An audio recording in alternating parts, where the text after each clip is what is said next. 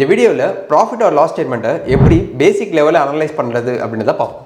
இந்த profit or loss ஸ்டேட்மெண்ட்டுக்கு இன்னொரு name தான் இன்கம் ஸ்டேட்மெண்ட். இந்த ஒரு income statement or profit or loss ஸ்டேட்மெண்ட்டில் என்னென்ன மாதிரியான விஷயங்கள்லாம் இருக்கும் அப்படின்னு பார்த்தீங்கன்னா, ஒரு கம்பெனியில் எவ்வளோ சேல் நடந்திருக்கு, சேல் அப்படின்றது உங்களுக்கு தெரியும் அப்படின்ற மாதிரி நான் நம்புகிறேன். உதாரணத்துக்கு டிசிஎஸ் என்ன சேல் பண்ணுறாங்க, சாஃப்ட்வேர்ஸை சேல் பண்ணுறாங்க. இதே ஹெச்எல் கம்பெனி என்ன மாதிரியான ப்ராடக்ட்டை சேல் பண்ணுறாங்க, சோப்பு, சர்ஃப் எக்சல் இந்த மாதிரியான விஷயத்த சேல் பண்ணிட்டு இருக்காங்க. இந்த மாதிரி எல்லா கம்பெனியுமே ஏதோ ஒரு சர்வீஸ் ஆர் ப்ராடக்ட்டை கொடுத்து தான் அந்த சேல்ஸ் அப்படின்ற அந்த விஷயத்தை வந்து பண்ணுறாங்க. ஸோ கம்பெனி ஒரு ப்ராடக்ட் வந்து ஒரு கஸ்டமருக்கு வந்து கொடுக்கும்போது ஆட்டோமேட்டிக்காக அந்த கம்பெனிக்கு பணம் வந்து ஜென்ரேட் ஆகுது. அது எல்லாமே வந்து சேல்ஸ் ஆர் ரெவன்யூ அப்படின்ற மாதிரி சொல்லுவாங்க. ஸோ இந்த இடத்துல நான் ஒரு எக்ஸாம்பிளுக்கு டிசிஎஸ் அப்படின்ற கம்பெனி எடுத்துக்கிறேன். இந்த டிசிஎஸ் கம்பெனியில் நீங்கள் பார்த்தீங்கன்னா ப்ராஃபிட் ஆர் லாஸ் ஸ்டேட்மெண்ட்டில் sales, expense, operating profit, OPM percentage, other income, interest, depreciation, profit before tax, tax, net profit, earnings per share, dividend pay out. So இது எல்லாமே ஒரு profit or loss statement or income ஸ்டேட்மெண்ட்டில் இருக்கும். இந்த information எல்லாமே டிசிஎஸில் மட்டும் இல்லாமல் ஆல்மோஸ்ட் ஸ்டாக் மார்க்கெட்டில் இருக்கக்கூடிய எல்லா கம்பெனிலையும் நீங்கள் பார்க்க முடியும். ஸோ இப்போ உங்களுக்கு சேல்ஸ் அப்படின்னா என்னென்னு தெரிஞ்சிருச்சு. எக்ஸ்பென்ஸ் அப்படின்னா எப்போவுமே ஒரு கம்பெனி சேல்ஸ் மட்டும் வராது இல்லையா, அந்த கம்பெனியில் ஆட்கள் இருப்பாங்க, மிஷினரிஸ் இருக்கும், கரண்ட் பில்லு இருக்கும், அந்த கம்பெனி ரெண்ட் கொடுக்குற மாதிரி இருக்கும், அந்த கம்பெனிக்கு ரா மெட்டீரியல் அப்படின்ற ஒரு விஷயம் இருக்கும். இது எல்லாமே வந்து அந்த கம்பெனிக்கு இருக்கக்கூடிய எக்ஸ்பென்சஸ். இந்த சேல்ஸ் மைனஸ் எக்ஸ்பென்ஸ் அப்படின்றது தான் ஆப்ரேட்டிங் ப்ராஃபிட். ஸோ இந்த சேல்ஸையும் இந்த எக்ஸ்பென்ஸையும் வந்து ரெண்டு நம்பரையும் கால்குலேட்டரில் மைனஸ் பண்ணி பார்த்தீங்க அப்படின்னா இந்த ஆப்ரேட்டிங் ப்ராஃபிட் உங்களுக்கு கிடைக்கும். அடுத்து ஆப்ரேட்டிங் ப்ராஃபிட் பர்சன்டேஜ். இந்த ரெண்டுத்தையும் மைனஸ் பண்ணி உங்களுக்கு ஒரு நம்பர் வருது பார்த்தீங்களா, அதோட பர்சன்டேஜ் தான் இந்த operating profit margin percentage. So இந்த இடத்துல டிசிஎஸோட operating profit margin year on year வந்து பார்த்தீங்கன்னா 27%. அடுத்து அதர் இன்கம். ஸோ டிசிஎஸ் கிட்ட எக்ஸ்ட்ராவாக ஒரு கேஷ் இருக்கலாம். அந்த கேஷ் வந்து பார்த்தீங்க அப்படின்னா ஒரு இடத்துல இன்வெஸ்ட் பண்ணிவிட்டு அதிலிருந்து ஒரு ரெவன்யூ கூட அவங்களுக்கு இயர் ஆன் இயர் கிடைக்கும். அது வந்து அதர் இன்கம். இதை தாண்டி அவங்களுக்கு ஜஸ்ட் ஒன் டைமாக வந்து ஏதாச்சும் ஒரு வழியிலேருந்து அவங்களுக்கு ஒரு அமௌண்ட் கூட வந்திருக்கலாம். இது எல்லாமே வந்து அதர் இன்கமாக தான் உள்ளே கொண்டு வருவாங்க. அடுத்து பார்த்தீங்கன்னா இன்ட்ரெஸ்ட். டிசிஎஸ் ஏதாச்சும் லோன் வச்சுருக்காங்க அப்படின்னா அவங்க ஒரு வருஷமும் இந்த இன்ட்ரெஸ்ட் வந்து பே பண்ணுற மாதிரி இருக்கும். அது எவ்வளோ பே பண்ணியிருக்காங்க அப்படின்றது தான் இந்த இன்ட்ரெஸ்ட் காலமில் காட்டும். அடுத்து டிப்ரிசியேஷன். டிசிஎஸ் அப்படின்ற கம்பெனி கூட மிஷினரிஸ் மாதிரி பெரிய பெரிய ஐட்டம்ஸ் இல்லைனாலும் கண்டிப்பாக வந்து அவங்களுக்குன்னு ஒரு சில டிப்ரிசியேஷன் அசட்ஸ் இருக்கும். அந்த ஐடி கம்பெனியில் அவங்களுக்கு லேப்டாப்ஸ் இருக்கும், பெஞ்சஸ் இருக்கும், அவங்களுக்குன்னு ஓன் வெஹிக்கல்ஸ் இருக்கலாம், ப்ளஸ் அதர் எலக்ட்ரானிக்ஸ் ஐட்டம்ஸ் இருக்கும். இதெல்லாம் பார்த்தீங்கன்னா இயர் ஆன் இயர் வந்து டிப்ரிஷியேட் ஆகிட்டே இருக்கும். டிப்ரிசியேஷன் அப்படின்றது இந்த வீடியோ பார்த்துருக்க உங்ககிட்ட ஒரு ஃபோன் இருக்குது அப்படின்ற மாதிரி வச்சுக்கேன். அந்த ஃபோன் வந்து பார்த்தீங்கன்னா year on year price increase ஆகுதா டிக்ரீஸ் ஆகுதா, உங்ககிட்ட யூஸ் பண்ணுற பொருள் இயர் ஆன் இயர் டிப்ரிஷியேட் தான் ஆகும். உதாரணத்துக்கு உங்ககிட்ட ஒரு ஐஃபோன் இருக்குது அப்படின்ற மாதிரி வச்சுக்கிறேன். அந்த ஒரு ஐஃபோனை நீங்கள் 1 லட்ச ரூபா கொடுத்து வாங்கியிருக்கீங்க. அடுத்த வருஷம் திருப்பி 1 லட்சம் இருக்குமா? கண்டிப்பாக கிடையாது. 80,000 இருக்கும். அதுக்கு அடுத்த வருஷம் 50,000 இருக்கும். அதுக்கு அடுத்த வருஷம் அது 30,000 ஆகும். இந்த மாதிரி இயர் ஆன் இயர் வந்து டிப்ரிஷியேஷன் ஆகிட்டே இருக்கு இல்லையா. இதுதான் ஒரு கம்பெனிலையுமே வந்து டிப்ரிஷியேஷன் அப்படின்னு சொல்லிட்டு அவங்க கிட்ட இருக்கிற அசட்டை வந்து அனலைஸ் பண்ணிட்டு இந்த டிப்ரிஷியேஷன் காஸ்ட்டை ஆட் பண்ணிகிட்டே இருப்பாங்க. ஸோ ஆப்ரேட்டிங் ப்ராஃபிட்ல இருந்து இந்த அதர் இன்கம்மை ஆட் பண்ணுவாங்க. இந்த அதர் இன்கம் அப்படின்றது எப்போவுமே வந்து ஒரு கம்பெனிக்கு இன்கமாக வரணும்னு அவசியம் இல்லை. சப்போஸ் அந்த கம்பெனி வந்து ஏதாச்சும் ஒன் டைமாக வந்து ஒரு பொருளை வாங்குறாங்க அப்படின்னா அது அதர் இன்கம் வந்து மைனஸில் கூட போகிறதுக்கு வாய்ப்பு இருக்குது.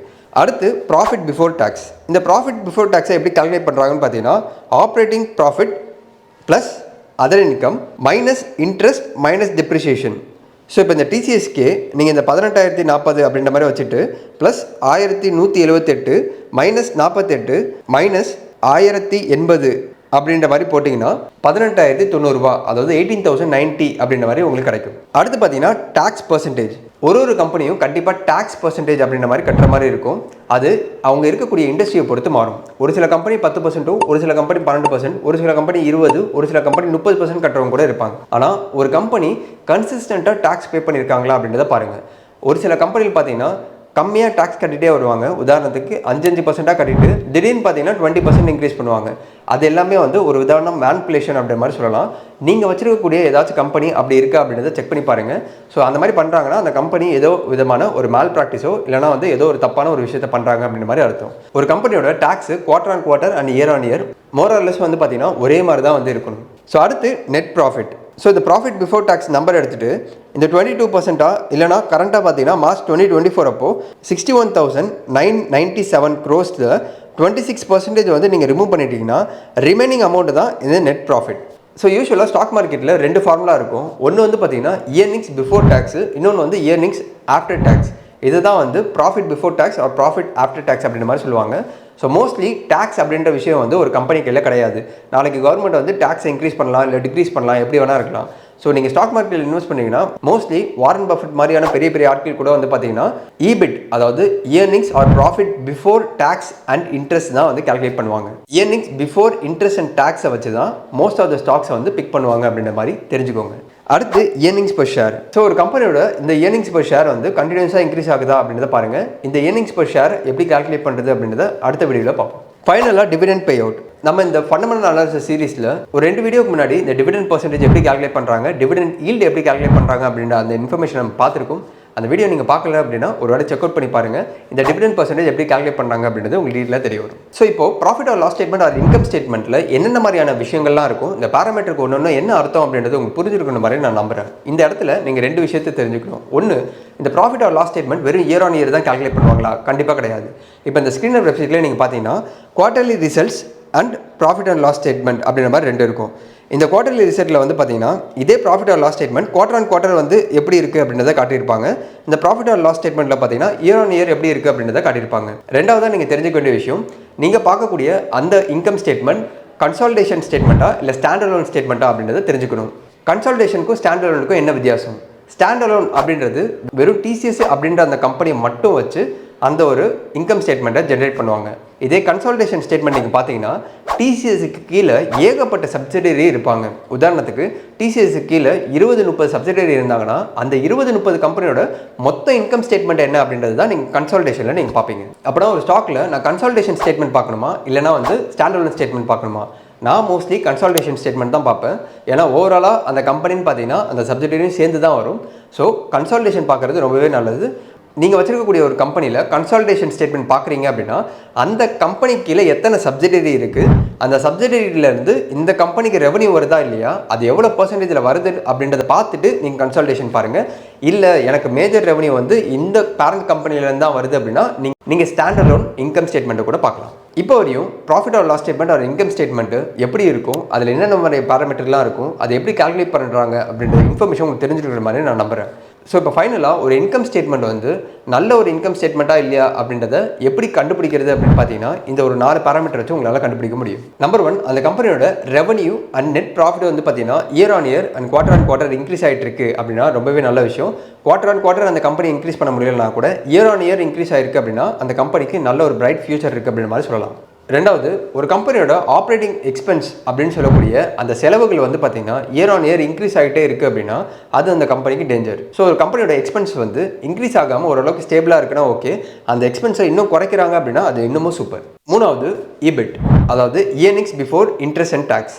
அந்த earnings before interest and tax வந்து பார்த்தீங்கன்னா இயர் ஆன் இயர் இன்க்ரீஸ் ஆகிட்டு இருக்கு அப்படின்னா அந்த ஸ்டாக் வந்து ரொம்பவே நல்ல க்ரோத் கொடுக்கறதுக்கு வாய்ப்பு அதிகமாக இருக்குது. நாலாவது, டேக்ஸ் பர்சன்டேஜ்.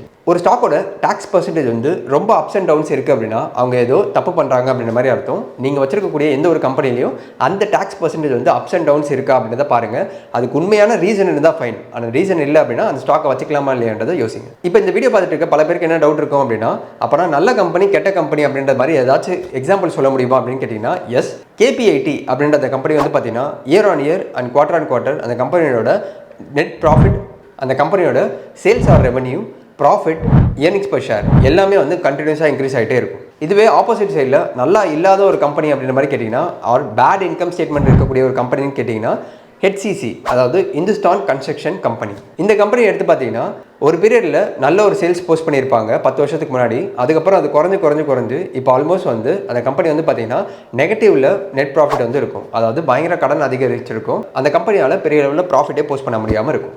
இந்த 2 தாண்டி ஸ்டாக் மார்க்கெட்டில் இன்னொரு டைப் ஆஃப் ஸ்டாக் இருக்குது.